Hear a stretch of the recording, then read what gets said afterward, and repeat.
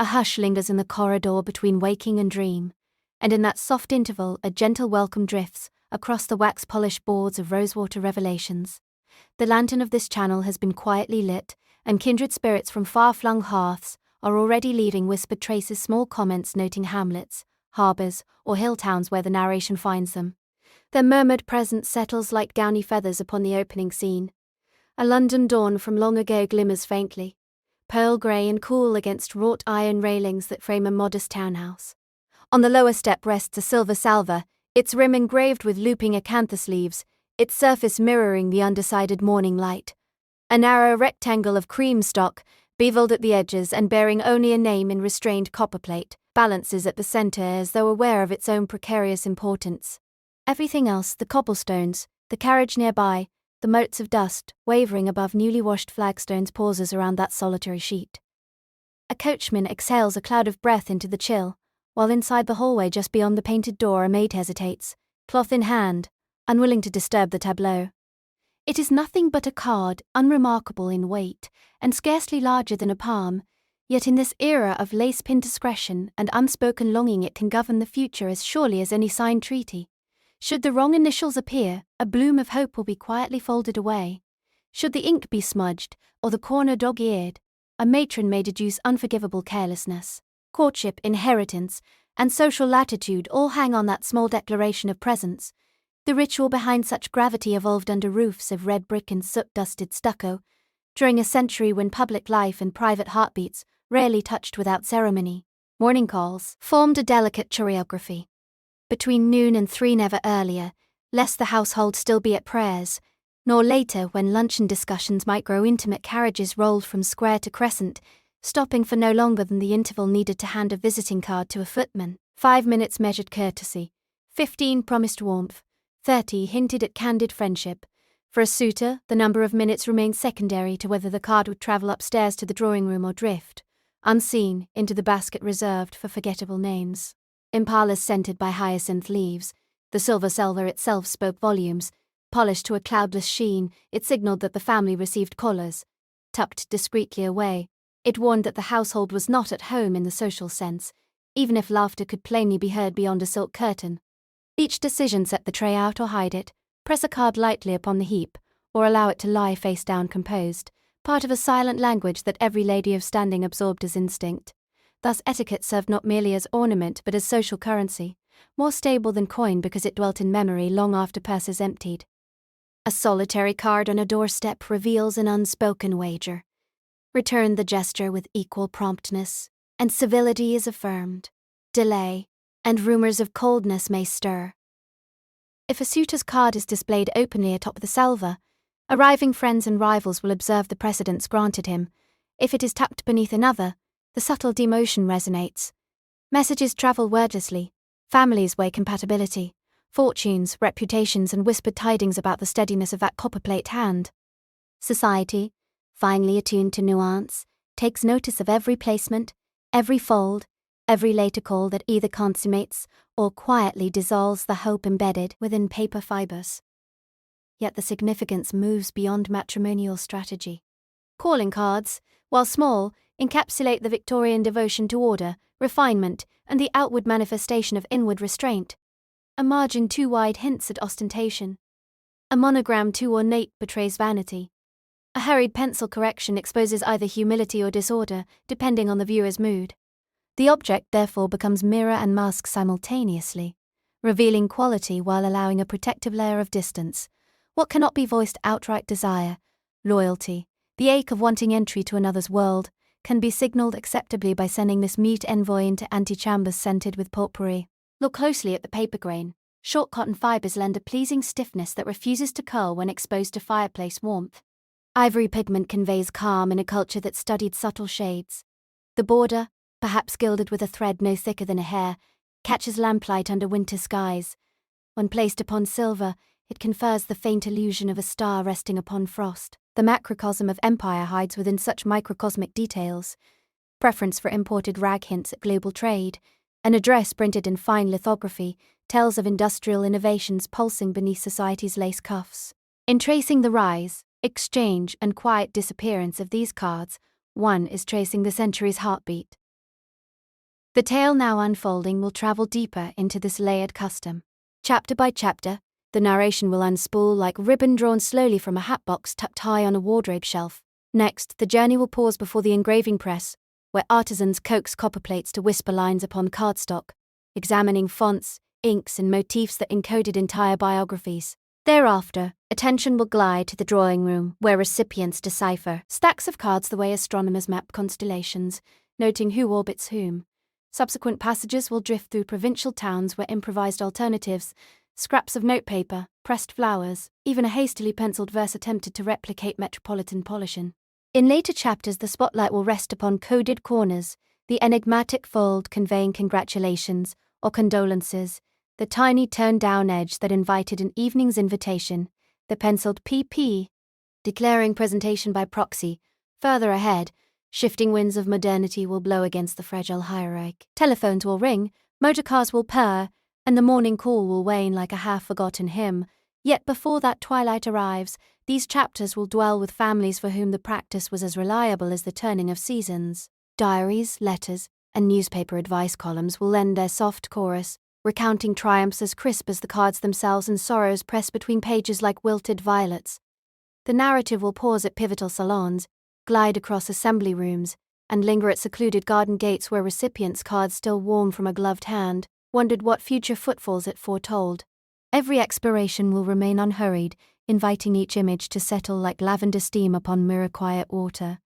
Names will be spoken as though carved in cameo, settings described with a hush of snowfall.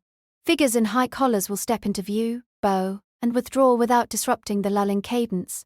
Economic tides, gendered expectations, and the architecture of anticipation will be surveyed from a vantage as calm as moonlight on marble. Above all, the small rectangle of card shall be regarded as a threshold. Cross it, and hidden drawing rooms reveal their candle-lit codes.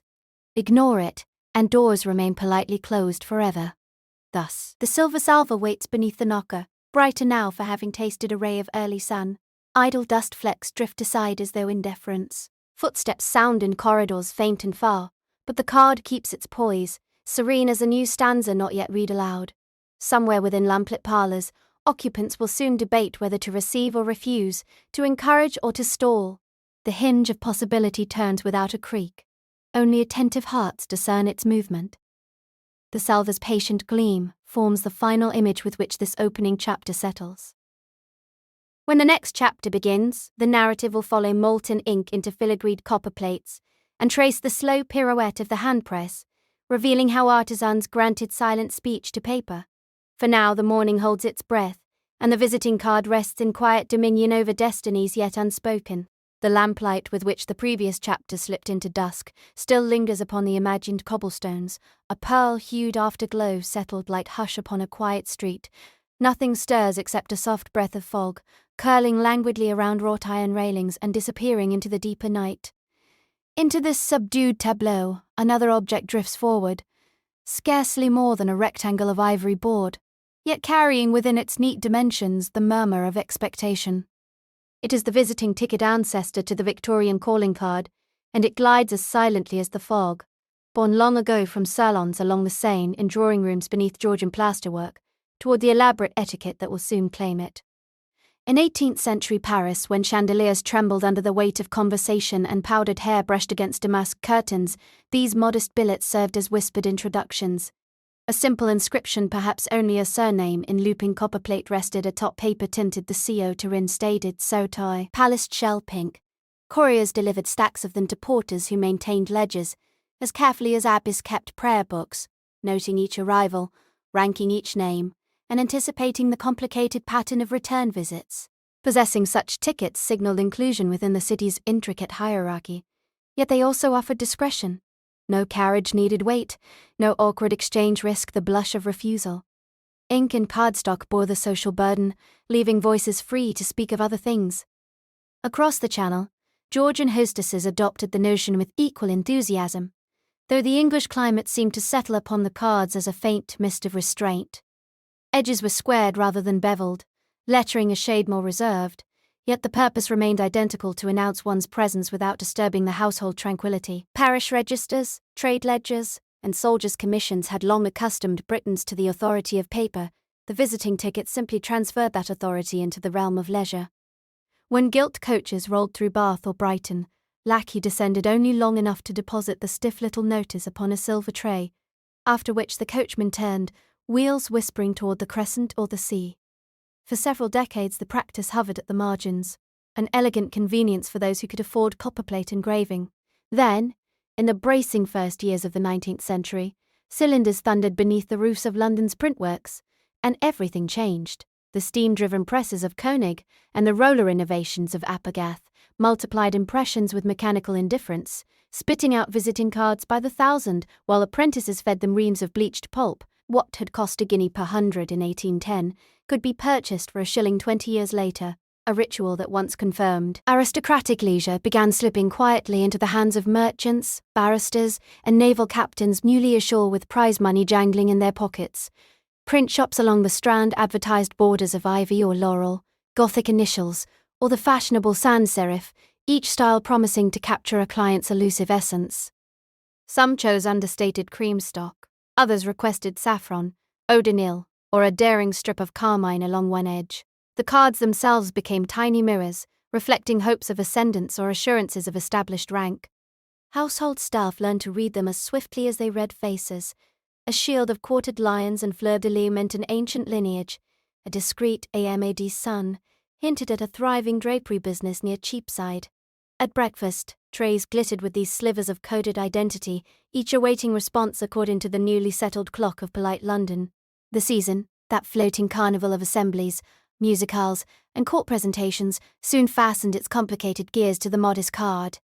By the 1830s, every Mayfair hallway displayed a mahogany table dedicated solely to their reception. Footmen attended like minor deities of correspondence. Manuals of etiquette described the correct hour for a morning call anywhere, between noon and 3, while Tuesday and Friday afternoons were quietly understood as open house for the most coveted hostesses. To leave a card too early was to insinuate impatience, too late suggested forgetfulness. Some retained the French custom of turning down a corner to signify congratulations, while a folded upper edge proclaimed condolences, allowing households to converse entirely in the silent language of paper. Within this hush of regulated hours an intricate dance unfolded.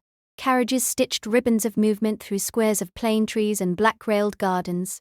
Hat brims tipped, ribbons fluttered, but conversation itself remained scarce, because the aim was not to linger but to be seen circulating.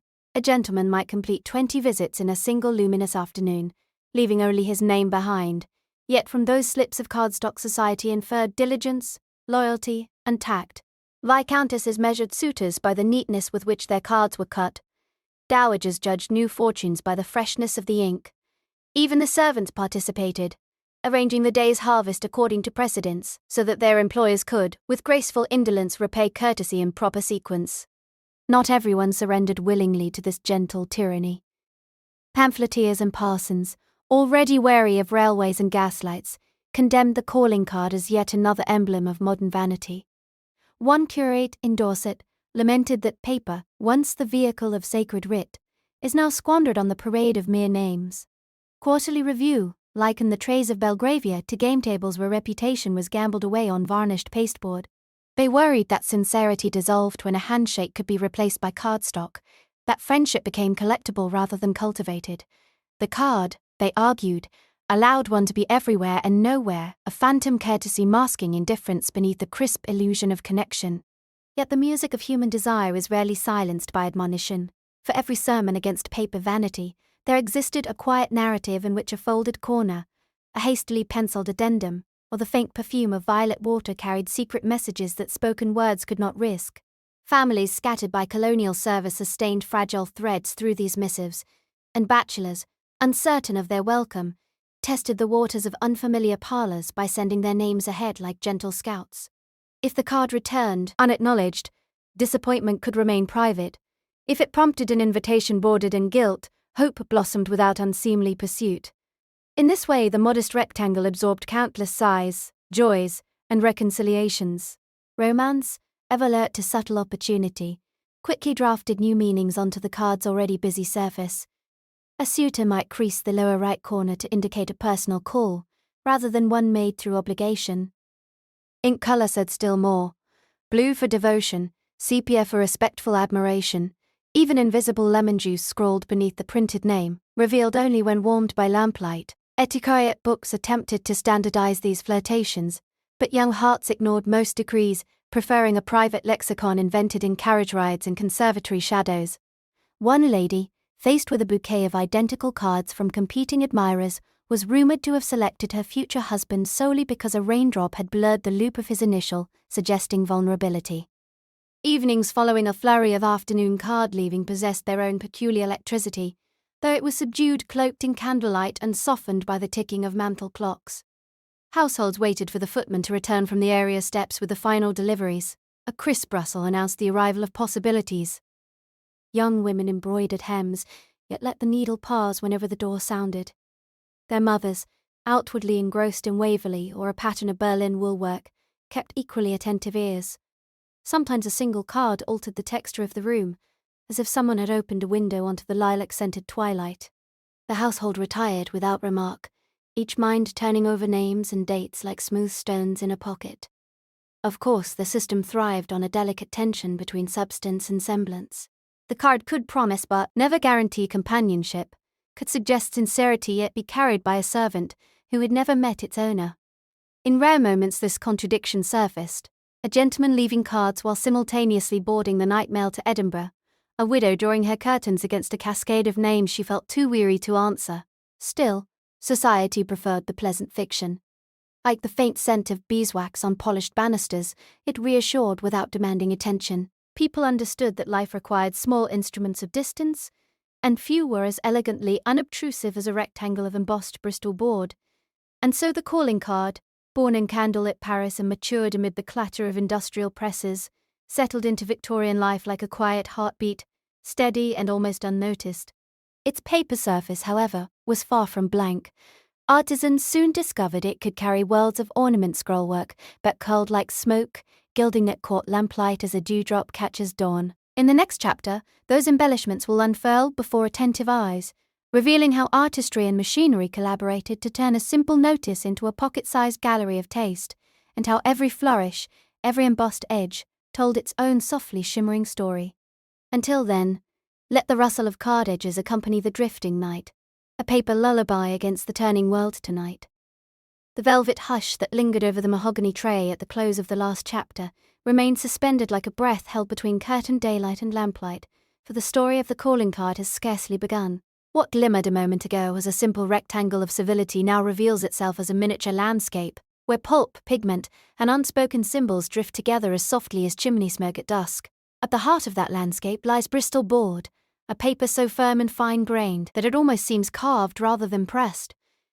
Artisans spoke of it in weights rather than merely in thickness, measuring subtle promises of resilience the way jewelers weigh gold roughly 2, 3, or 4 drams to the square inch, each grade offering a different rustle when lifted. The highest grade, often called superfine or plate finish, carried a satin stillness, light slid across its surface without snagging on a single fibre, and the slightest crease marked it forever, the way an emotion marks a face. Below that came the smooth grade, slightly warmer in tone, inviting to fingertips content with quiet luxury.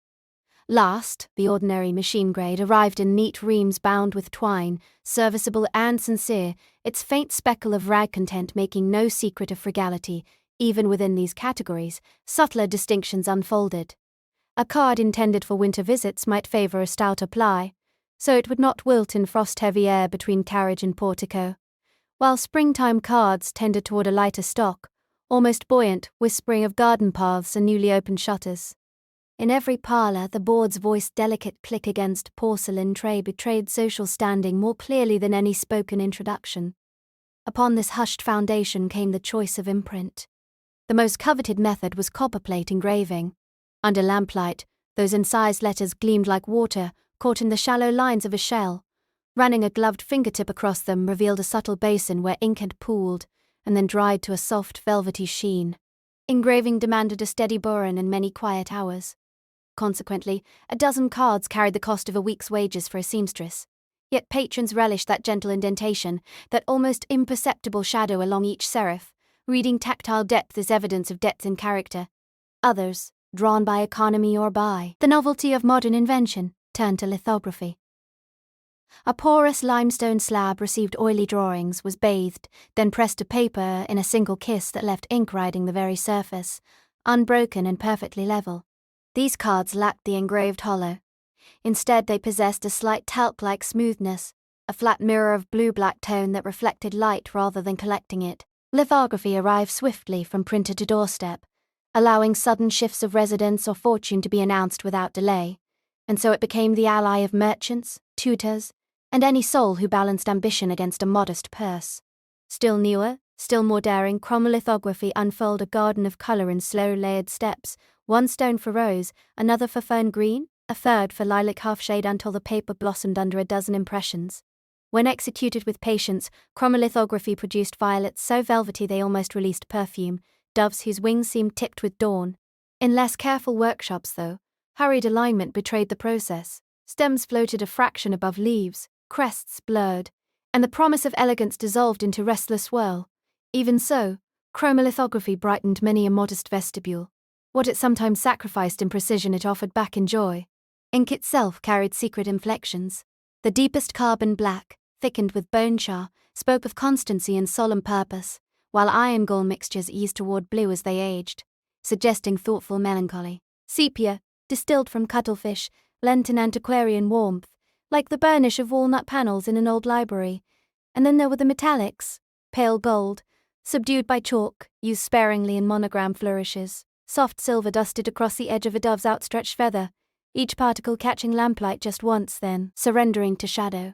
Letters, beyond bearing names, formed a code of their own.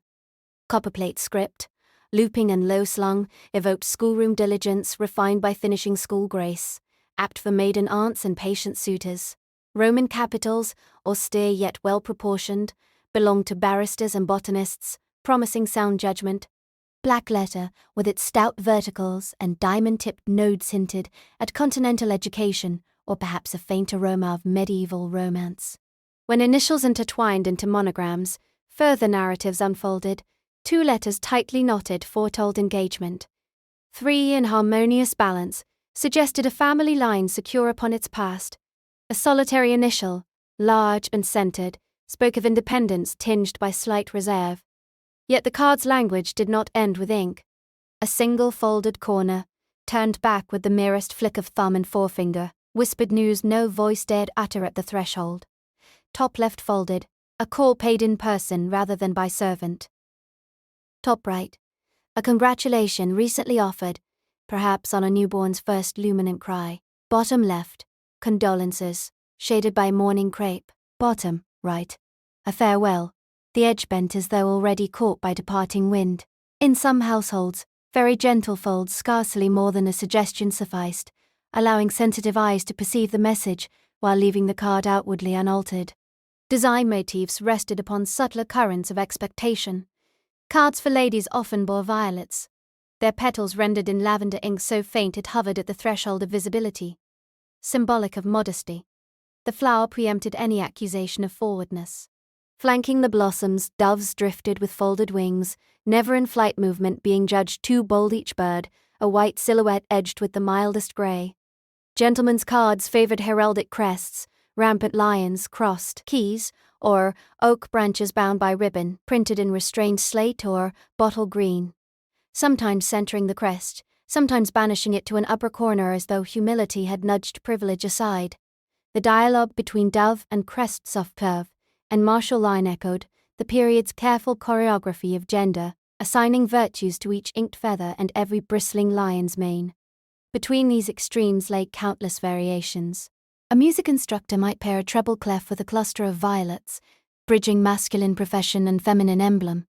A progressive hostess, hosting mixed lectures on astronomy, might select a star map in muted silver, dissolving boundaries altogether. Even the most orthodox printers quietly admitted that symbols drifted, merged, and sometimes rebelled, for etiquette, like water, found new channels when pressure rose. Still, the ledger of costs kept diligent tally. An engraved copper plate of moderate intricacy, priced at 3 shillings 6pence, could yield 100 impressions before lines dulled. Revising the plate cost nearly as much again. Lithography lowered the entrance fee to 1 shilling 9pence for the same quantity, While chromolithography climbed a new roughly 5 shillings for a dozen if 5 stones were used, the price swelling with each additional hue. Plain machine-grade cards, purchased blank at 6p per 100, allowed hand-pen names and thus opened the door to shopgirls, clerks and governesses. It was by such arithmetic that entire strata of society calculated whether romance might blossom through a discreetly offered card or must rely instead on chance encounters beneath gaslit arcades. Accessibility, however, moved not as a straight stair, but as a meandering path. A thrifty fiancé, armed with careful calligraphy, could elevate humble stock to touching elegance, while an indifferent aristocrat might squander guineas on boards so thick they refused to nestle politely in trays. Printers themselves served as quiet advisors, guiding patrons toward balanced choices, perhaps a lower-grade board ennobled by one engraved line, or a single-color crest offset by generous negative space. In these choices pulsed a democratic heartbeat, faint but persistent, suggesting that beauty could be portioned thoughtfully rather than purchased outright. Thus, each calling card ripened into a paradox: rigid rectangle yet pliant symbol, public announcement yet private murmur, expense measured in coin yet value weighed in sentiment. When a parlour-maid gathered the day's arrivals, she held between thumb and palm not merely paper but a gallery of intentions, each whispering along the grain of Bristol board. Outside, twilight-draped terrace and lamp-post alike, and within many a hallway the stack of cards seemed to glow faintly, as though absorbing the last of the day's brightness. Soon, attentions would turn from materials to manners, from inked suggestion to spoken phrase, and the choreography of the morning call would unfold in gentle steps across polished tiles. That tranquil dance lies ahead, waiting in the hush of the next chapter, where thresholds open and voices mingle beneath the steady ticking of the front hall clock. From the fading fragrance of hothouse roses in the conservatory, the story drifts forward, carrying with it the hush of elegantly gloved hands releasing a final petal into still water. That gentle image, left floating at the close of the last chapter, now settles beside a new tableau, where morning calls, though paradoxically arranged in the late afternoon, their choreography, whispered through gilt-edged invitations and reinforced by the ticking of countless carriage clocks, awaits quiet exploration, so that even the breeze along Portman Square seems to pause for the cue. Every polite household in Mayfair recognized the sacred window between 3 and 5 o'clock, a span neither long nor leisurely, yet elastic enough to accommodate a dozen delicate encounters. Bells chimed, parlour doors sighed, and the city's pulse aligned with that small aperture in time, as though the planet itself turned more gently for the sake of propriety. Earlier than 3 risked being mistaken for an importunate seller of silks. Later than 5 invited the hushed suspicion that the visitor craved not social civility, but candlelit intimacy, a step beyond regulation and safe daylight. The 15-minute rule hovered like an invisible metronome. Hostesses and callers alike sensed its silent count, each quarter hour containing greeting, inquiry after health, a remark on the recent quadrille at Almack's, and a graceful retreat. A stay that stretched to 16 minutes suggested either arrogance or ardour. One that ended at 13 hinted at a brewing chill. Parlour clocks chimed the quarters in courteous tones, never alarming, yet persuasive enough that even proud captains of cavalry surrendered to their minute hands, gathering hats and canes before propriety's petal could bruise. Long before the first heel touched the pavement, the visit began in the carriage rumbling up the sweep of gravel. Hooves were muffled, not by accident, but by padded shoes thoughtfully fitted to coach horses during calling hours, allowing the arrival to sound like distant surf rather than thunder. Curtains were adjusted, gloves recounted, a last glance spared for the ivory-handled parasol whose shade matched the visiting card. The coachman slowed at the precise angle where the facade's windows captured afternoon light, offering the occupant a flattering halo for any observer behind lace. At the staircase, one liveried footman descended while another emerged from the house, their synchronized nods forming a semaphore of status. The caller's servant handed over the stiffened card upon a small leather corner, never directly to the host's butler. Higher demanded in exchange through ranked intermediaries. Silk cords on shoulder knots quivered as the cards changed guardianship, a gentle ritual likened to 2 swans sharing the same weed for a breath. If the visiting carriage was modest, the resident footman's bow grew correspondingly shallow, yet always respectful enough to keep gossip at bay. Within the drawing room, where ferns filtered the fading sunlight, the visitor was guided to a low chair slightly angled toward the door, signaling temporariness. The hostess might still be upstairs adjusting a ribbon, yet the air carried her presence through faint heliotrope sachets placed on mantels. During those few anticipatory moments, nothing was permitted to disturb the hush, save the faint rustle of an illustrated periodical proffered by a maid. The visitor seldom opened it. The covers served primarily as polite occupation for the eyes, allowing thoughts to glide over memories of previous waltzes shared. On a side table beneath the mirror rested the card tray, a quiet ledger of social tides. Silver-edged salvers, arranged in descending width, received the paper rectangles according to rank, peers upon the uppermost, clergy upon a modest oak dish, distant cousins, tolerated yet tenuous, upon Japan tin. Ink flourishes told miniature biographies, embossed crests for confidence, turned corners for condolences, penciled initials for the rare occasions of leaving cards in person.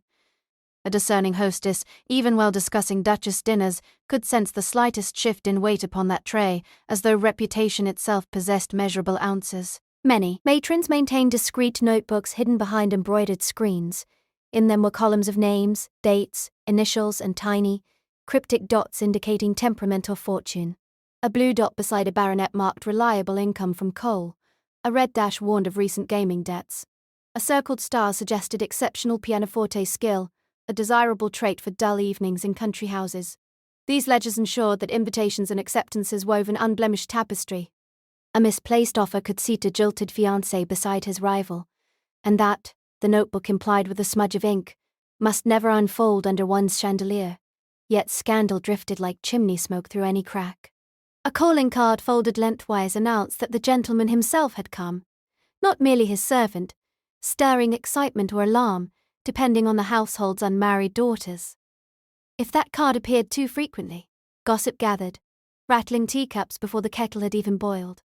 Hostesses balanced admiration and caution, pairing promising suitors with reliable chaperones, arranging seating so that two reputations shielded a third. The choreography of chairs, fans, and glances performed during those brief afternoon visits determined whether a whisper remained innocent or ripened into tomorrow's printed retraction. In London's high season, the rhythm quickened though the rules remained.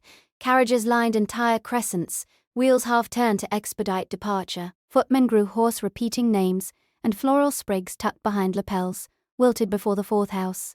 Still, the 15 minutes were honoured, for the press of callers made punctuality merciful. Urban drawing rooms smelled of beeswax and blooming hyacinth, mingling with coal and damp wool from the street, yet the blend seemed comforting, a signature perfume of a metropolis courting civility. Ladies returning from Hyde Park often stepped straight from saddle into silk slippers and resumed receiving. Far from the city, country routine slackened without dissolving. Manor drives were longer, so calls commenced at 3:30, allowing travellers time to traverse lanes bordered by hawthorn and shy rabbits. Hosts might prolong conversation to 20 minutes, especially if rain streaked the windows and the guests' horses required rest. Instead of urban coal, fireplaces burned applewood, crackling softly as pedigreed dogs dozed. The card tray, often carved from local walnut, held fewer names, yet each came weighted with familiarity. Generations of neighbouring families whose alliances had shaped tenancies, orchards, and private footpaths across meadows. When summer's heat emptied London terraces, the ritual migrated with the families to spa towns and seaside crescents. There, the definition of 3 to 5 adjusted to the languid angle of the sun, wide verandas replaced drawing rooms, and the salvers were carried onto wicker tables beside salt-tinged geraniums. Autumn drove society northward for shooting parties, where calling cards might bear faint smudges of peat, and footmen balanced guns as well as trays. Yet wherever the dance occurred, its steps remained recognisable, a portable theatre of manners folded neatly like a paper programme, slipping into a reticule. Winter, of course, rewrote the score yet again. In London terraces banked with soot-tipped snow, calls resumed under a pale, reluctant sun that barely crested the chimney-pots. Visitors arrived muffled in seal-trimmed pelisses, their breath clouding as they stepped from carriage to step, while a boy hurried behind with a warming brick wrapped in flannel to preserve circulation for the brief pause outdoors. Inside, coal burned deep violet, and orange peels hissed on the grate to sweeten the air. The card tray now shared its table with a porcelain bowl of melted ice, offered for gloves stiffened by frost, a tiny kindness that never crossed the threshold of spoken gratitude. Rising steam blurred mirrors, lending every complexion a forgiving softness. Even so, the 15 minutes held firm, for darkness crept close upon 3 o'clock, and households required a breathing space between the flurry of calls and the orchestration of candlelit engagements to follow. Thus, the choreography of the morning call, though brief and restrained, guided hearts and households with the soft authority of tide over shell. Each element clock, card, carriage, and curtsy acted as both anchor and sail, allowing emotion to drift, yet never stray into storm. Even silence had its cues, filling the room with possibilities as fragrant as the lilies on the escritoire. The weary world beyond the curtains could hurry, invent, or forget, but within these measured minutes the past and future rested together, breathing in slow unison, lulled by the certainty of custom. Outside, twilight lengthened the shadows of wrought iron railings, preparing the streets for gaslight and evening wanderers.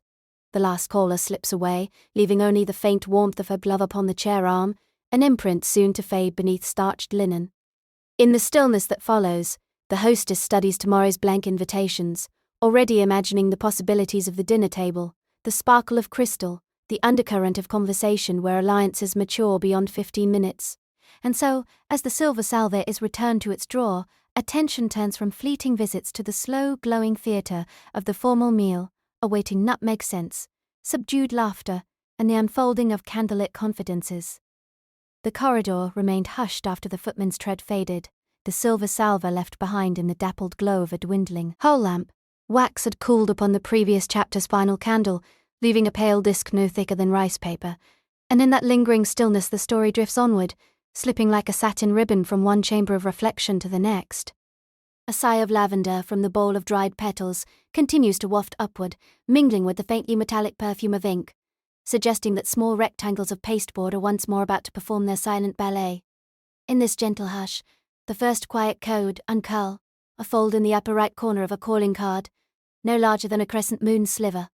The crease proclaims a personal call, differentiating it from the stiff unbent cards deposited only out of duty. Even before the card is lifted, that diagonal kink conveys warmth, a pledge of conversational intimacy, the promise that words spoken across tea or terraced garden pathways will come unfiltered by chaperone's vigilance. The fold is permanent, yet shy. It is absence and presence at once, like breath fogging a winter window then vanishing.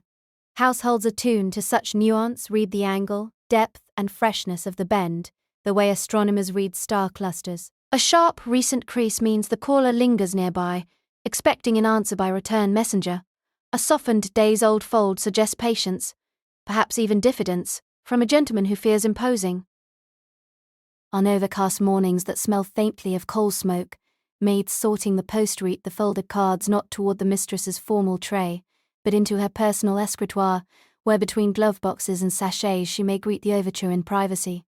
Thus cardboard, paper-thin, orchestrates emotion too delicate for speech. Once the fold has prepared the atmosphere, penciled markings enter, tiptoeing across the verso of the card. Initials, no thicker than spider silk, might hover in the corner M. Da, perhaps, or simply a dash beneath the printed surname. The graphite can be erased if intercepted, making the message both present and deniable. A single question mark whispers, "May I?" A minuscule exclamation dissolved within an ampersand hums, "I shall." Recipients learn to hold the card against lamplight, searching for barely indented loops that escaped erasure. In this dim dance, what is almost invisible becomes as resonant as spoken confession. Entire conversations unfold through successive cards. The first, immaculate, carries only the printed monogram, an introduction. The second displays the modest fold, an avowal of genuine interest. The third, folded and penciled, graduates to candor though still wrapped in plausible omission, should guardians inquire. A fourth may bear a bold inked note, now irreversible, requesting permission to send flowers or books. By the time a fifth arrives, usually thicker, gilded, and presented rather than left, the relationship has progressed from casual acquaintance to acknowledged courtship, each layer of stationery recording a stage in the heart's slow ceremonial unveiling. Such choreography appears impromptu yet is underwritten by codes as calibrated as telegraphy. A misplaced corner or excessive flourish unsettles the pattern, disturbing the recipient like an unexpected dissonance in a lullaby. The ritual protects both parties, allowing sentiment to advance without compromising reputation. Within drawing rooms where conversation hovers like lace and family portraits, assess every gesture, the card becomes a portable antechamber situated between two hands but belonging to neither, where emotions can rehearse before debuting in daylight. When well executed, the transition from neighbourly nod to formal suitor flows as gently as cream into early morning coffee. Among those who steered these byways with rare composure was Miss Evelina Harcourt, daughter of a modest baronet, whose dance card at the midwinter assembly rooms prompted discreet murmurs. The booklet, pearl grey, hung from a ribbon the colour of watered rose, yet its power lay in how she placed, erased, or shifted every name as the night unwound. It became not a mere programme but a miniature chessboard, where reputations and affections advanced in measured sequence while the orchestra glided through quadrilles and lingering waltzes. Evelina's preparations began days before, expressed in cards rather than speech. Mr. Quentin Ward, earnest student of botany, left a sober rectangle, corner smooth, announcing quiet esteem.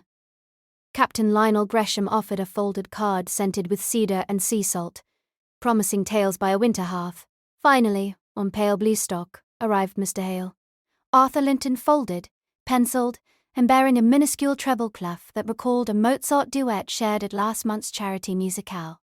3 distinct codes, 3 delicate possibilities, nestled inside her reticule. On the night of the assembly, she opened the ballroom booklet beneath the glow of chandeliers whose light trembled like water over the walls.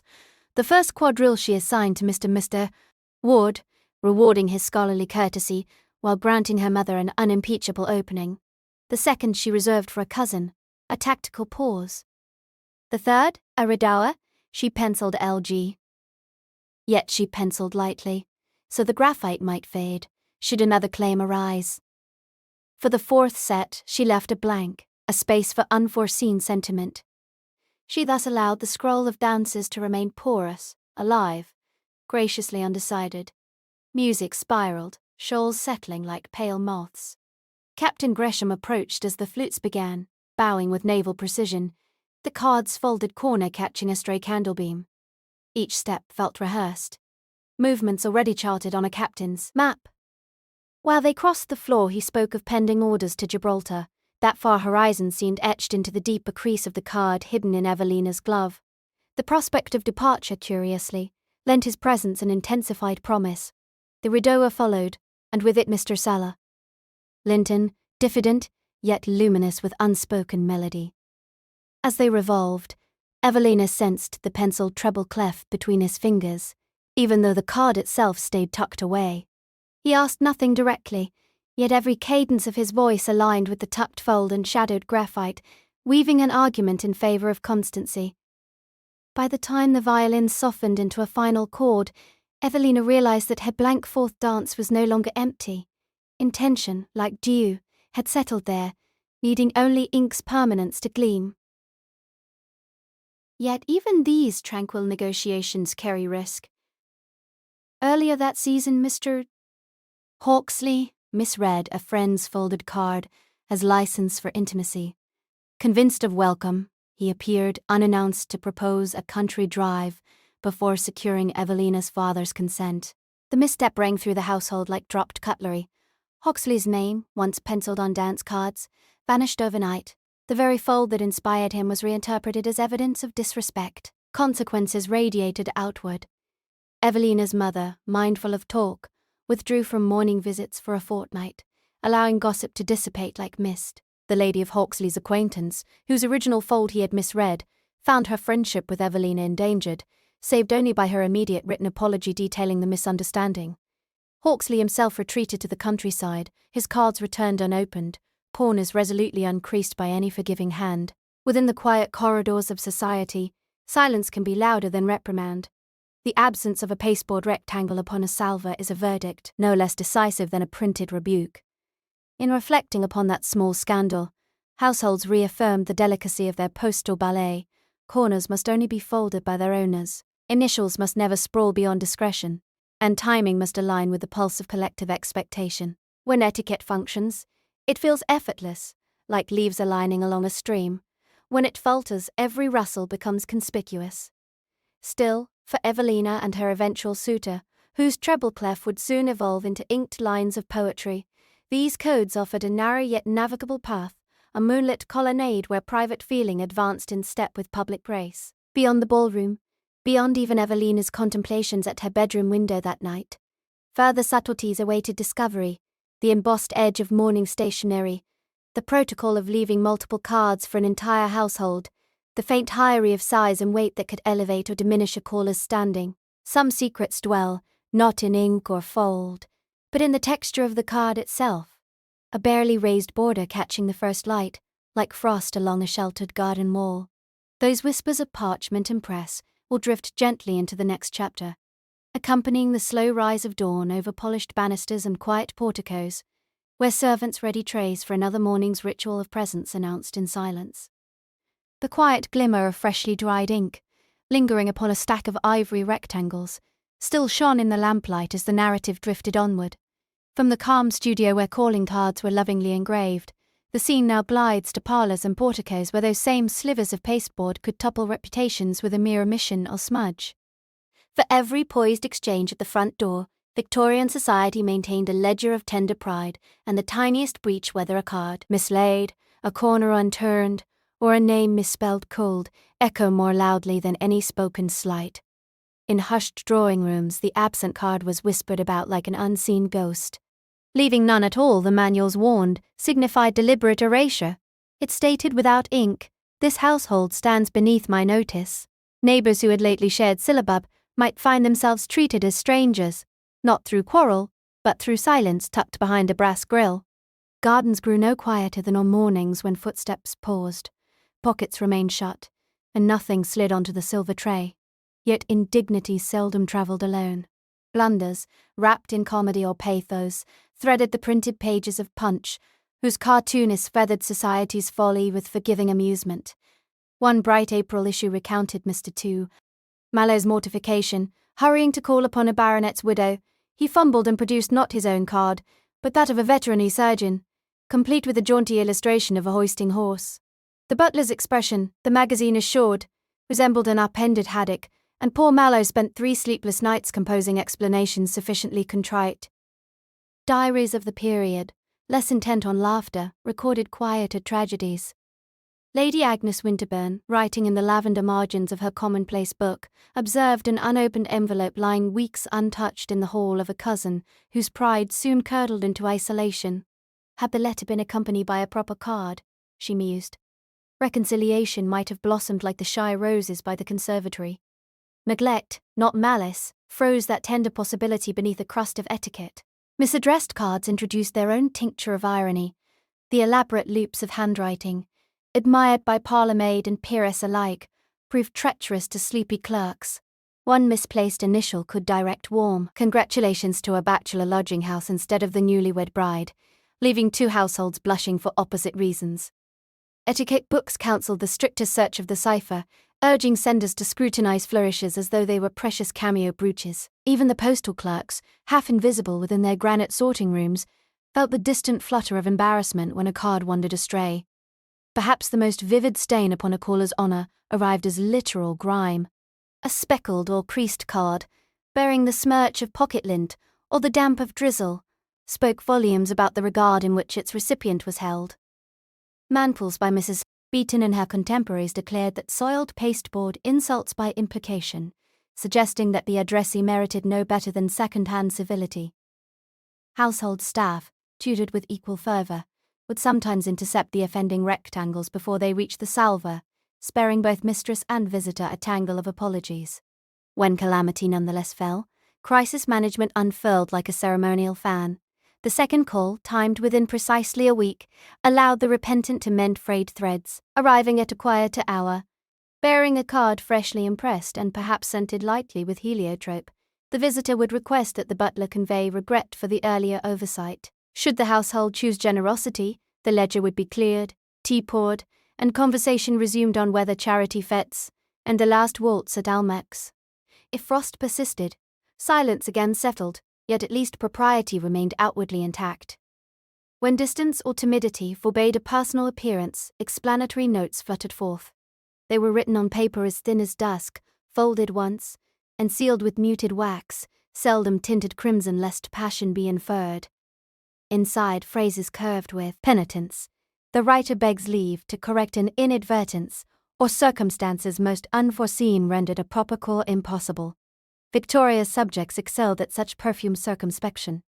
To mention illness, travel, or even death directly was thought perilously blunt. Instead, clouds of euphemism drifted across the sentences, leaving only a pleasing afterglow of contrition. Etiquette manuals, reissued each season in newer editions, tried to legislate every tremor of the situation. Their pages fluttered with injunctions: never abbreviate a military title, always emboss in black when morning, deliver cards before 3 in the afternoon to ensure that dinner preparations remain undisturbed. For widows residing beyond the turnpike, double envelopes were advised, lest dust from the road soil the inner greeting. The volumes declared, too, that humour should be exercised sparingly. Playful sketches of cats or cupids were acceptable only for nursery governesses and intimate cousins. All others were to tread the narrow bridge of respectability, where any flourish could tip into folly. Punch, of course, revelled in that folly, sketching imaginary catastrophes ever more elaborate.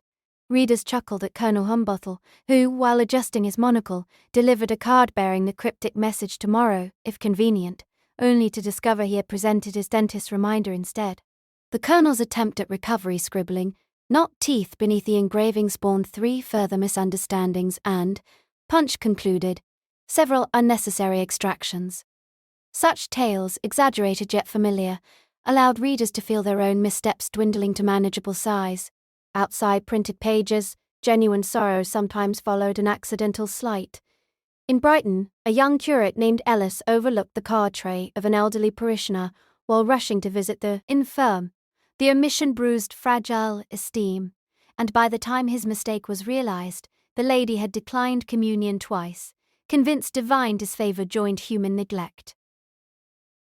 Ellis, taught humility by the incident, carried a spare bundle of cards thereafter, tied with narrow blue ribbon, lest compassion ever be muffled by mere logistics. The architecture of apology, though gentle, required sturdy foundations. Second calls demanded meticulous scheduling, for repeated knocking might appear importunate. Explanatory notes needed brevity. Each phrase weighed like gold dust. Even the ink hue carried coded counsel. Violet suggested modesty, while bright blue risked levity. Those most adept at restitution resembled miniature diplomats, negotiating peace over blank cardstock. In rare cases, affront transformed into opportunity. Miss Derwent, a modest watercolourist, received by accident the card of Sir Percival Cade, intended for a titled neighbour. Expecting correction, she penned a polite note offering return. Cade, intrigued by the clear script and its faint scent of lavender fields, responded in person, thanking her and admiring the sketches drawing upon her easel. A friendship blossomed, then more. Thus, from an error that would have alarmed any handbook, happiness unfurled like a swan's wing across the water. Etiquette's stern guardian occasionally opened secret doors to serendipity. Meanwhile, the manuals kept counting, their rules stacking higher than hat boxes. One warned that colonial visitors must triple their courtesy, for ignorance would be judged more harshly. Another insisted that servants deserved tokens too, though smaller and left unembossed. Each prescription attempted to dam the river of feeling, yet water found fissures. Human hearts, like lanterns, glowed through any lattice if one watched long enough. Snubs, though rarely fatal, could flare into legend. Society still murmured about the Duchess of Atherton, who, stung by a missing card, refused to patronize the season's charity ball, thereby depriving 3 worthy hospitals of funds. The Duchess's stance hardened into myth, prompting ballads and satire. Some claimed she ended her days in regret, others insisted she never noticed the loss. Truth, like the absence of a card, remained invisible but influential, shaping the edge of every subsequent courtesy. Through all these episodes, the city kept breathing, cabs rattled, lamplighters climbed, and the soft percussion of knocker against panel threaded the hours. Cards continued their delicate migration, from purse to tray, from tray to blotter, from blotter to ribboned bundles in bureau drawers. Long after voices left a room, the slim oblongs preserved intention, affection, or disdain, each as legible as fingerprints upon snow. Evening gathers over the parlours now, and the silver trays are carried to back corridors for discreet counting. Among the day's assortment, a curious subset gleams cards bordered in jet black, bending etiquette to the solemn rituals of mourning. Their sable edges whisper of loss and remembrance, signaling a gentle cadence of calls and replies. As the lamplight dims, the narrative prepares to follow that somber thread, exploring how grief itself was addressed upon paper and doorstep. Softly, the hallway hushes, waiting for the violet dawn of the next chapter. Until then, the echo of missteps and redemption settles like dust upon draperies, reminding every cardholder and every gatekeeper that civility is less a rigid law than a lantern carried through dusk, its glow sometimes faltering, yet always inviting another careful step. Lamps extinguished, and memory wanders back along the corridor. The lingering image of a silver salver, emptied of its final card while late afternoon light drifted across an oval hallway mirror, settles like pale dust before giving way to a quieter scene, narrow chimneys pressing against a pearly London sky, and the muted percussion of presses hidden behind red brick facades. Along Fleet Street the clocks have hardly struck 6, yet the thoroughfare already hums with restrained purpose. Beneath window panes fogged by steam and the faintly sweet scent of boiled starch, compositors move as shadows, their ink-stained fingertips coaxing lead letters into tidy rows. With each measured pull of the hand lever, flywheels sigh, and damp sheets masquerade as modest drifts of snow. The street outside may be lined with legal clerks and newsboys, but deep within these workshops another currency circulates, quiet anticipation that a single embossed border or daring shade of ultramarine might earn a gentleman a second glance in someone's drawing room.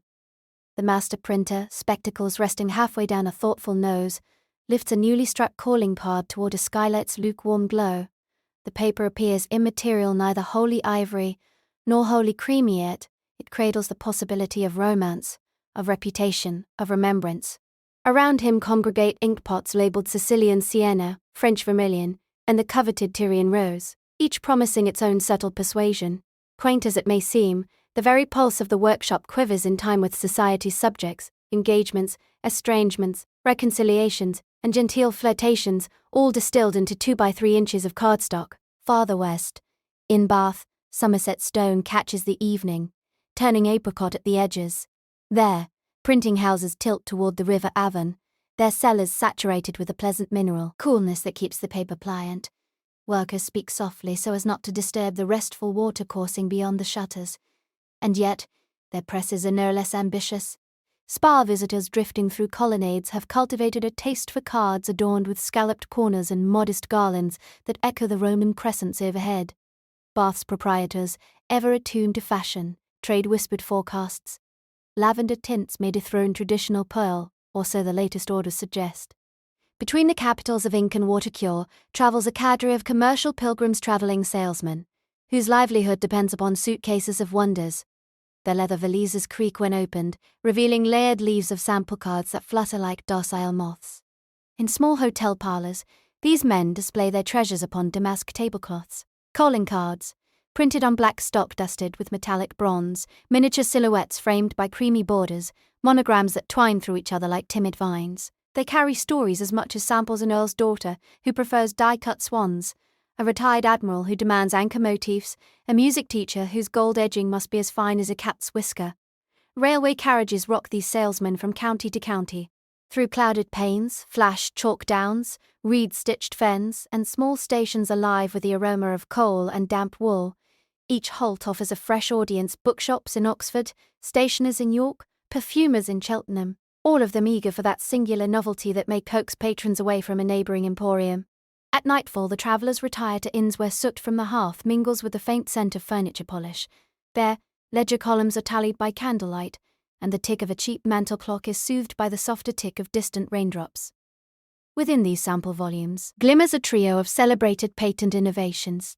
First comes gloss varnish, laid so thinly that light slips across it like oil over water. On a winter morning such surfaces catch meagre sunbeams and multiply them, lending the illusion of warmth to the most austere parlours. Printers treat the varnish as apothecaries, might an elixir warming it, brushing it, whispering over it, knowing that too much invites unsightly pooling and too little cheats the eye of shimmer. Next appears the miracle of embossed edges. Raised ridges, articulate modest arabesques, acanthus leaves, Greek keys, tiny beading reminiscent of pastry cookery. Fingers, some jewelled, some work-worn, trace the relief almost without thought, discovering in its tactile hills and valleys a private topography.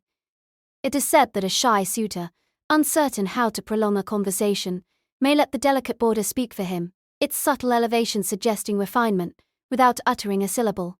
Then arise die-cut shapes, daring and mischievous. Rectangles surrendered to scallops, ovals, fans, even crescent moons met for twilight introductions.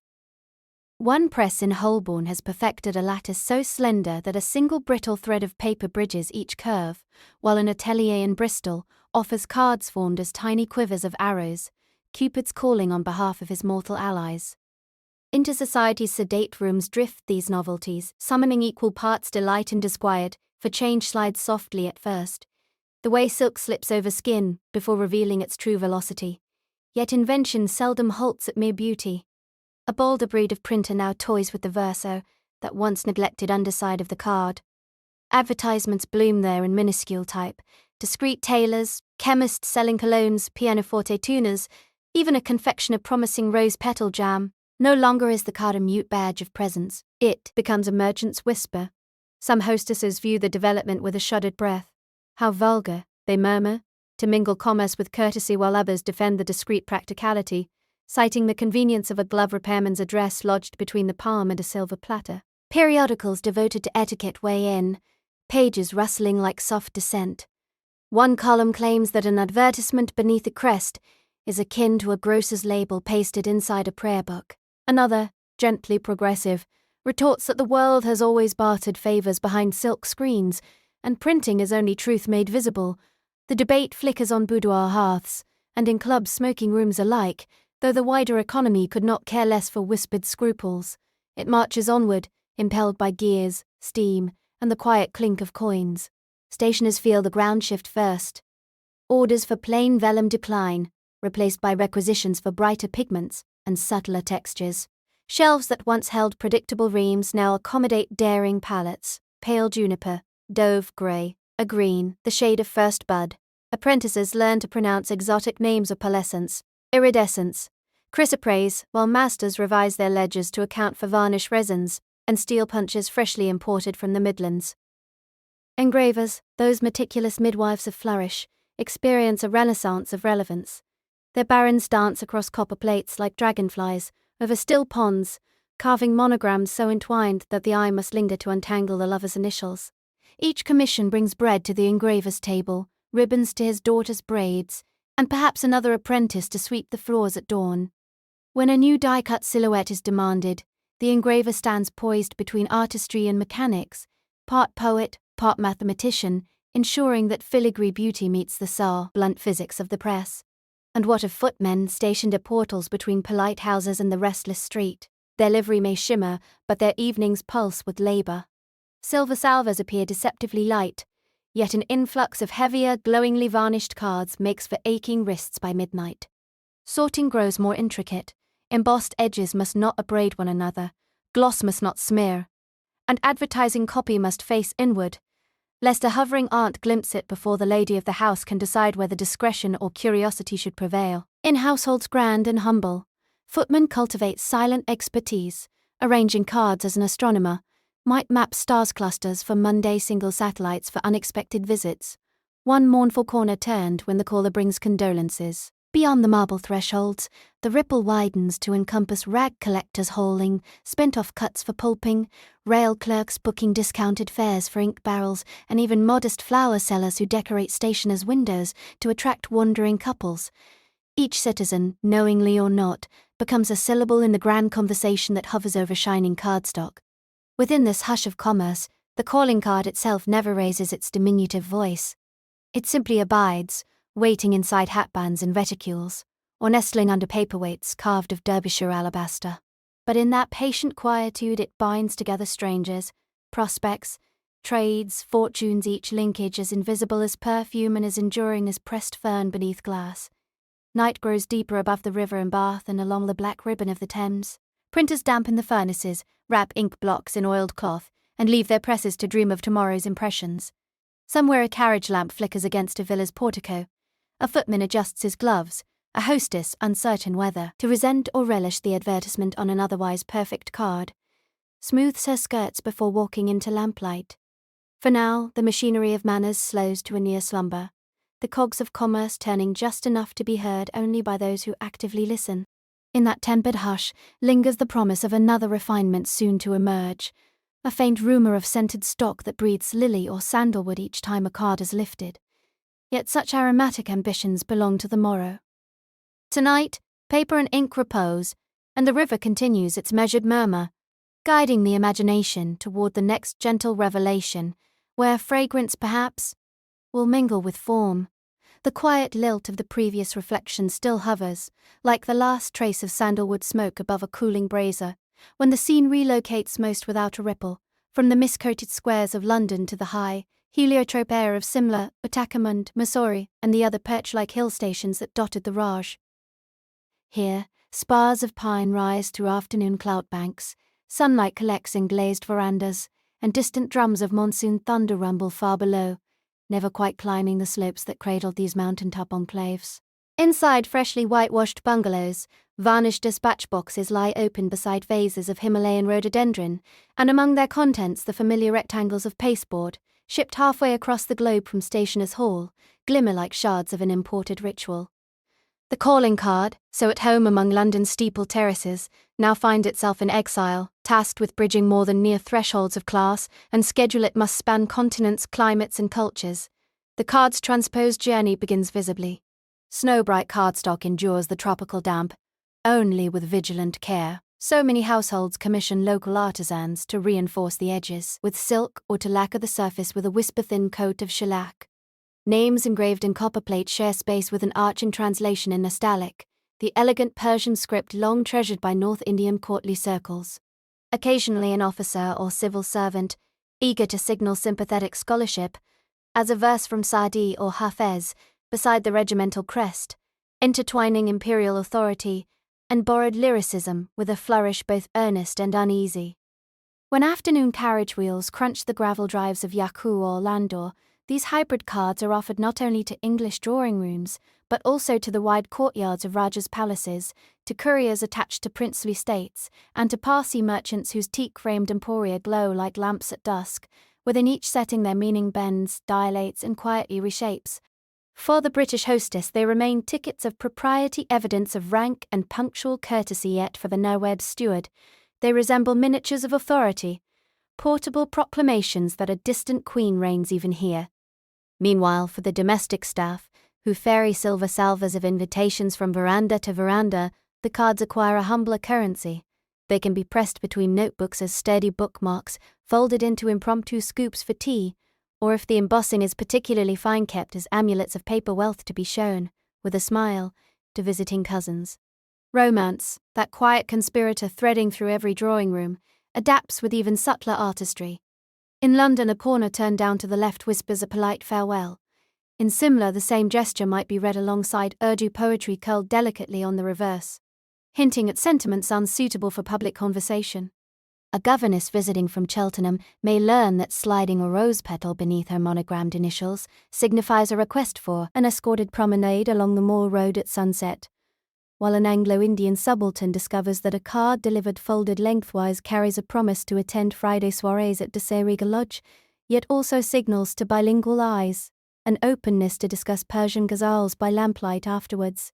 Layers of meaning ripple like silk under moonlight, each fold and flourish holding double, sometimes triple, intent. Missionaries newly arrived from Cheshire or Cork, minds alight with evangelical zeal, soon discover the calling card to be as vital as any psalter. They print biblical verses in crisp garamond, then distribute the slips among schoolmasters, village headmen, and district collectors, believing scripture will travel more freely once domesticated into this genteel container. Yet even the most ardent chaplain cannot prevent local scribes from inking their own calligraphy across the margin snatches of Kabir's couplets, perhaps, or a blessing from Guru Nanak transforming the card into a palimpsest where spiritual lineages overlap like translucent petals on pond water. Military households, priding themselves on discipline, codify reception hours with almost martial precision. Brass plaques outside bungalow gates announce morning calls, 11 to 1. Cards only after tiffin. Inside, the colonel's wife arranges incoming envelopes by regiment, ranking, and regiment's latest gazetted triumph, while a punkah wafts languid air overhead, yet behind the veneer of orderliness, quiet adjustments thrive. The mess sergeant's wife, grateful for a borrowed palanquin during last month's fever spell, may slip an extra crease into the upper edge of her card, confiding through that silent bend a gratitude no official ledger could record. Codes multiply but gently, arising from needs as intimate as shade in summer. Outside the cantonment gate, resistance brews not in drums or banners but in the steady, almost dreamy work of reinterpretation. Artisans in the bazaars of Rawalpindi or Darjeeling begin carving wooden blocks with looped Victorian flourishes, printing invitations on rag-based paper, tinted with indigo and saffron, sending them back toward the colonial clubs as enigmatic replies. A sepoy on leave might commission a card showing his family lineage entwined with a phoenix, the mythical bird replacing the expected lion and unicorn. When that card settles upon a mahogany sideboard near a game of whist, it speaks in quiet defiance, reminding its recipient that emblems are never neutral. Even the silence of pasteboard can accumulate tension. Stories of courtship spiral outward, from these mute messengers like perfume in warm air. A botanist seconded to the forest survey leaves a card edged in pressed fern fronds at a missionary school. The senior teacher, curious, tucks it into her journal, its greenery staining the pages the colour of new monsoon shoots. Over months, a conversation in specimens, sermons and footnotes to Farquhar's flora unfolds mostly across cardstock. When at last they stand together on an escarpment overlooking the Doon Valley, their shared language feels woven less from English or Hindustani than from the quiet system of references invented by their own correspondents. Another tale drifts through the tea gardens of Konifor. A widowed Parsi entrepreneur exchanges cards with a young lieutenant who speaks Gujarati with a Cambridge accent. Their paper tokens carry both Latin initials and Zoroastrian fire altars, and in each swap the altar's flame glints another shade, now gold, now cinnabar, signaling degrees of confidence. By the time marriage bans are drafted, their community has long since understood the outcome through the luminous evolution of those small designs, as their romance were being illuminated, not by candlelight, but by the slow brightening of pigments. Even the seasons modulate the ritual's texture. In winter, when frost decorates rhododendron leaves and the smell of burning deodar drifts from hearths, cards arrive, tucked inside kid glove wrappers to keep the ink crisp. During the clammy pre-monsoon weeks, servants fan damp air away from side tables to prevent curling corners. Each climate-driven adjustment teaches colony and colonizer alike to read weather not just on barometers but on these delicate rectangles, whose survival requires constant, almost tender vigilance. From Calcutta's grand marble hallways, viceroys attempt to standardize the practice, publishing guidance in the civil lists, which Sanskrit honorifics may accompany esque. How to stack an Indian title beside a knightly one, which symbol elephant or crown should dominate. But in every distant hill station, local variation proves irrepressible, as sprightly and unmanageable as wild bougainvillea. The printed edicts reach Missouri months late, and by then the residents have already devised their own polyglot etiquettes. A Sikh civil surgeon embosses Kanda swords beneath Gothic letters. An Irish nurse uses rose madder borders copied from Mughal miniature margins. A Brahma Samaj reformer pens her Bengali initials in faint cinnabar ink alongside the English. Authority, when it finally arrives, finds itself gently outpaced by invention. Resistance is not solely decorative. There are evenings when a card, delivered intact, remains conspicuously unopened on a carved teak console, a mute refusal to acknowledge an imperial summons. Sometimes the rejection is subtler. The card is acknowledged, yet replied to in a tongue the sender cannot decipher, a looping Maquis script curling across the back like river reeds. Such gestures, quiet as moth wings, erode the certainty that social grammar can be imposed from above. Meanwhile, silence itself becomes expressive. An invitation left suspended in the gap between door and threshold, its edges absorbing twilight dew, can murmur as eloquently as any gilded cipher. No return call need follow. The moisture-softened card, when found at dawn, has already conveyed withdrawal. Etiquette, so confident in its categories, must bend once more, learning to hear messages that float between the lines, like fireflies in warm darkness. Through it all, the hill stations hover above the plains like drifting lanterns, and their inhabitants, drawn from dozens of languages, faiths, and ambitions, craft with measured patience a new dialect of formality, half Victorian, half subcontinental, entirely their own. The calling card small, stiff, deceptively silent proofs, an unlikely chrysalis for empathy, misunderstanding, power, tenderness, and resistance, holding them together as if each fibre of paper were a miniature loom. Night settles early in these elevated towns. Lanterns bloom beneath veranda arches, while cicadas sculpt an unhurried cadence, and in the hush the day's final cards change hands, some slipped beneath doors, others placed with ceremonial care upon marble-topped console tables. Their corners remain sharp for now, but by morning the mountain air will have softened them just enough to suggest impermanence, the gentle truth that every protocol, however ornate, drifts, settles, and is remade. As the clouds enfold the ridges and the last echoes of carriage bells melt into darkness, the narrative prepares to descend once more, following those cards on their next journey past the cresting hills, across wide seas, toward distant salons where new tongues and new sentiments await, shaping the fragile art of introduction into yet another quiet form. The glow that lingered upon the silk-shaded lamp at the end of the previous chapter now fades to a pearly hush, as if the whole drawing-room were pausing between breaths. On a little gerudin the heap of engraved visiting cards lies undisturbed, yet something in the surrounding stillness hints that the ritual itself is leaning, ever so slightly, toward dusk. Outside, first light filters past lace curtains and brushes the marbled hallway with the softest suggestion of change. Before the century turned, that change arrived almost invisibly in the shape of a penny stamp. The uniform penny post, proposed with quiet optimism and enacted with brisk parliamentary ink, released personal letters from the tyranny of distance. No longer did one measure affection by ounces and shillings. For a single copper coin an envelope could journey from Hampstead to Hull, from Penzance to Perth, carrying inside it a pressed petal, a promise or a neatly folded corner of gossip. Mornings once ruled by the clatter of hooves soon trembled instead to the tread of the postman's boots, his satchel loosened by weightless intimacies. With each delivery, lovers and cousins, school friends and distant aunts discovered the sweet relief of an informal line scribbled in violet ink. The penny post wrapped the country in a continuous murmur, a nationwide drawing-room whose doors never fully closed. Yet even this innovation maintained a careful grace. Envelopes were still addressed in looping copperplate. Sealing wax still cooled in circular crimson pools, and the hour for replying, though less rigid, retained its courteous shadows. Thus the world of cards and coals bent but did not break, like a willow in gentle wind. Soon after, lithographers, intoxicated by new chromolithographic presses, began to coax bright pigments onto compact rectangles of card. Picture postcards bloomed, seaside sunsets glowing through vermilion clouds, thatched villages suspended in perpetual summer, cheeky cupids poking golden arrows through wreaths of forget-me-nots. They were lighter than letters, less formal than visiting cards, and delightfully democratic. A holiday-maker could jot 3 lines while waiting for tea to steep and trust that, within a day, an inland friend would handle the same sun-dazzled view. Postcards, slipping between fingers unsealed, loosened language itself. Messages became whispers, sketches, allowing sentiment to flutter, rather than sit upright.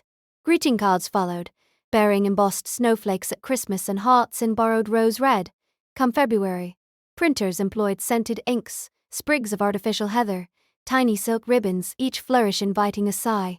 Here was affection, pre-arranged, courtesy distilled into portable bouquets, yet their very abundance foretold a thinning of ceremony. When every mantelpiece brimmed with fold-out crinolines and gilded robins, the singular weight of a personal call, of stepping through fog, with card case in hand, began to feel a shade antique.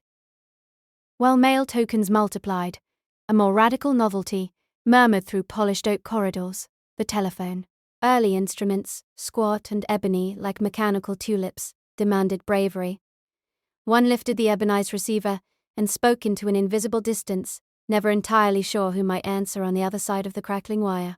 At first, the telephone belonged to businesses, railway directors, and households with enough adventurous spirit to afford curiosity, yet its possibilities seeped softly into social realms. A gentleman, wanting to present his compliments on a Wednesday, could now ring the porter of a household across Park Lane and inquire, in low tones, whether the ladies received that afternoon. No need to harness a brougham or risk a snowy curb. The small convenience accumulated. Appointments once, negotiated by footmen, ink, and patient delay came to rest within a brief exchange of voices. "Shall we expect you at 4? "Indeed, madam, at 4. Such words, released in seconds, shortened anticipations that had formerly stretched like taut ribbons across days. Even in households that retained strict visiting hours, the sound of a bell above the console table hinted that time itself was softening, millinery of habit loosening its pins. There were, of course, misgivings. Etiquette chroniclers, guardians of invisible fences, hurried to outline proper telephone conduct. One must identify oneself immediately. One must avoid protracted chatter. Ladies must not place calls outside permissible hours, lest their virtue seem to wander unchecked along copper strands. Yet every printed rule bore the quiet tremor of concession, acknowledging that an error could be tempered but not turned back.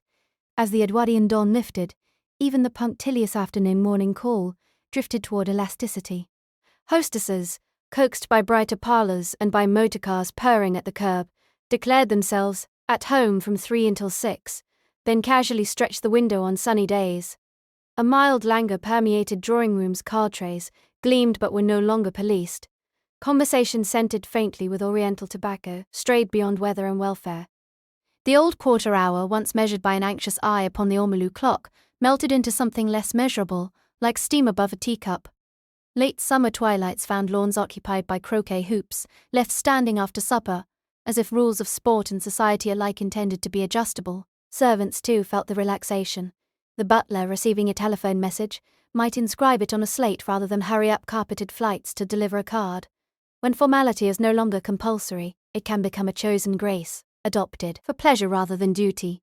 And so, paradoxically, a truer courtesy shone through the loosening seams. Beyond the metropolis, provincial towns clung to the slower pulse. In market squares, fragrant with hops and leather, ladies still sheltered behind fringed parasols and called upon one another with tidy punctuality. Their card cases, stitched in dove-grey kid, opened to reveal modest ivory rectangles, names modestly engraved. Here, local printers produced penny postcards too, but the church bell rather than the telephone set the rhythm of visits.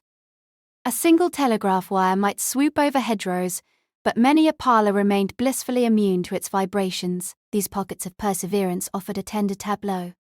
Sunday gloves folded on a settle, floral carpet cushioned by decades of careful steps, the brass card tray polished until reflections quivered like spring water. Children, watching from the staircase landing, learned the choreography as if it were folk dance. 3 taps at the door, a measured pause, a calling card surrendered with a slight inclining of the head. They did not yet know that elsewhere, a girl of their own age was laughing into a candlestick telephone, arranging an outing without ever tying a bonnet ribbon. Even so, the tide advanced.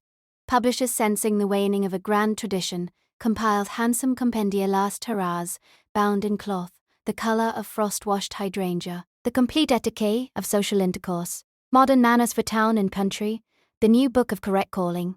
In their pages the venerable customs glittered like insects pinned beneath glass. Each directive, leave a card after dining with a hostess, but none after a private musical evening, was both instruction and elegy. Readers, grateful yet wistful, consulted the volumes, much as gardeners study almanacs describing seasons already past.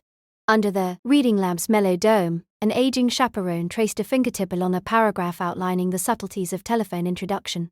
She noted the caution, the ceremonial greetings, yet she heard in the distance her niece's voice, giddy and liberated, carrying over wires strung beside moonlit meadows. Etiquette henceforth would flutter rather than march. The world was learning to nod in place of bowing deeply, to murmur "I will come presently," instead of sending a crested envelope days ahead. What, then, of the calling card?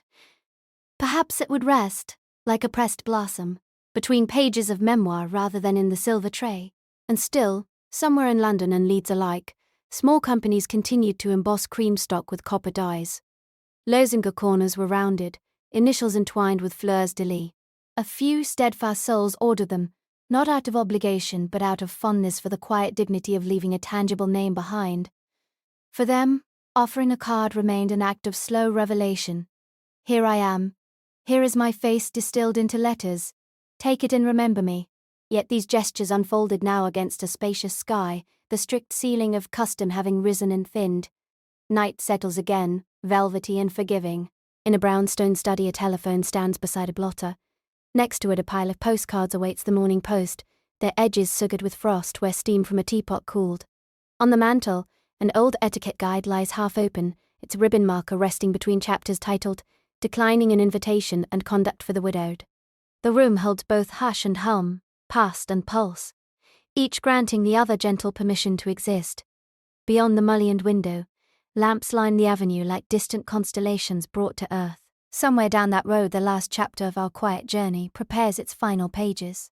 There, a curtain will lift upon the ultimate transformation of courtesy, and the soft rustle of a single pod saved against hope will accompany the closing refrain. Twilight settled gently over the imagined parlour, where our previous musings concluded, the last glimmer of lamplight resting on the lace edging of a forgotten antimacassar, as if inviting a final unhurried glance before night gathered the scene into its quiet fold. Within that hush, we turned toward the present, not with abruptness, but like a slow pendulum finding its furthest arc, considering how the eloquent rectangle of pasteboard has travelled through decades and fashions to arrive, almost shyly, at the edge of modern desks, mantelpieces and digital screens. Collectors, curators of ephemera, and quiet scholars in half-lit archives now cradle these cards in cotton-gloved hands, reading the embossed initials as though they were tiny beats of a forgotten heart. Each specimen is measured, photographed, and annotated, yet never quite surrendered of its whispering aura. File drawers breathe like bellows as slim folders are opened, releasing the faint scent of cardstock and Victorian perfume, while soft pencils note provenance, a Mohawk Valley town, a London square, a steamship crossing where someone, seasick yet polite, pressed a name into an unsuspecting palm. In these gentle endeavours, the past is not frozen. It is carefully rewound, like ribbon from a hat box, and allowed to breathe anew, reminding present hands of texture, heft, and a calibrated balance between self-advertisement and humility. Simply I am here, and I come in goodwill. At receptions beneath lantern-lit arbours, guests lift a small card from a silver tray, its corner embossed with botanical scrollwork, and the gesture is eerily familiar. A polite self-introduction, redeemable for conversation, kinship, perhaps even future remembrance. In the corporate lobby, meanwhile, an exchange of business cards plays out like a compressed quadrille. The cards are held momentarily with two hands, read with solemn courtesy, then nestled into a case where they will migrate into contact lists and algorithmic networks, shadows lengthening behind each printed glyph. Identity, once fanned out on a cherrywood hall table, has reorganized itself inside glowing rectangles, yet the ritual impulse persists. Profile pictures and status lines perform the same delicate arithmetic of disclosure, offering just enough to intrigue, never enough to overwhelm, mirroring the centuries-old struggle between privacy and presence. Some guardians of tradition prefer a more literal resurrection. In village greens and public parks, reenactment societies stage morning calls, as though the calendar itself had turned back. Parasols tilt, gentlemen bow, and a visiting card is placed, with slight flourish, upon a silver salver held by an impeccably gloved footman. The scene, witnessed by quiet onlookers, feels half dream, half living thesis, proving that courtesy can be costumed without becoming costume jewelry. The participants speak softly, mindful that what they revive is less a rulebook than an atmosphere, a gentle willingness to notice, to announce, to acknowledge. And so, whether resting in archival darkness, circulating in conference halls, or fluttering through theatrical tableaux, the calling card persists as a minor miracle of compression, hope, humility, and human longing pressed into the size of a sparrow's wing. Perhaps its most enduring lesson, now that algorithms can predict our preferences before we articulate them, is the quiet invitation to author our own introduction. The blank border around the name suggests margin and restraint, a space where curiosity is allowed to approach, rather than being pursued. In the gentle economy of manners, withholding can be an offering, the promised call tomorrow, the unspoken admiration, the lightly held confidence that if welcome is granted, companionship will unfold at its native pace. To feel this principle settle like fine dust upon the modern world is to notice small decisions. The pause before posting, the decision to craft a handwritten note instead of a quick text, the resolve to say good morning with eyes as well as words. Even the humble typing indicator on a screen might be taken as the distant descendant of the servant's modest cough outside a parlour door, signalling with decorous brevity that someone wishes to be admitted into our attention. Thus the card, whether printed on thick cotton rag or glowing behind glass, remains a threshold object. It lingers at the doorway of affection and enterprise, requesting entrance yet ready, if ignored, to retreat without grievance. There is a certain mercy in this. Relationships begin, not with clamorous claim, but with a gentle proffer, an open palm on which possibility rests like folded wings, prepared to depart or to dwell. If you listen closely, a feat easier in the softened hours before sleep, you may almost hear the press of card upon tray, the faint brush of edging against ribbon. These murmurs counsel patience, reminding us that some of the sweetest recognitions arrive only after an interval of waiting. And so we come to the quiet heart of manners, which is also the quiet heart of love. The willingness to be received and the humility to withdraw. Each movement balanced like breath, neither hoarded nor squandered. From that understanding, even a tiny rectangle of paper can bloom into an ethic. Treat every threshold with care, every greeting as a seed rather than a demand, every departure as a bow acknowledging the mystery that brought two paths together for a moment. Years hence, someone might lift your card from a keepsake box and feel, without knowing why, that they are handling a distilled courtesy. The warm echo that rises will be the measure of how gently you once announced yourself to the world. As our exploration closes, let us linger for a final unhurried instant upon that image, the quiet card resting between thumb and forefinger, filled with all it will ever say, and all it will never say, both truths held in tranquil equilibrium. May this equilibrium accompany you now, as pages settle and daylight dims behind the curtains of your own room.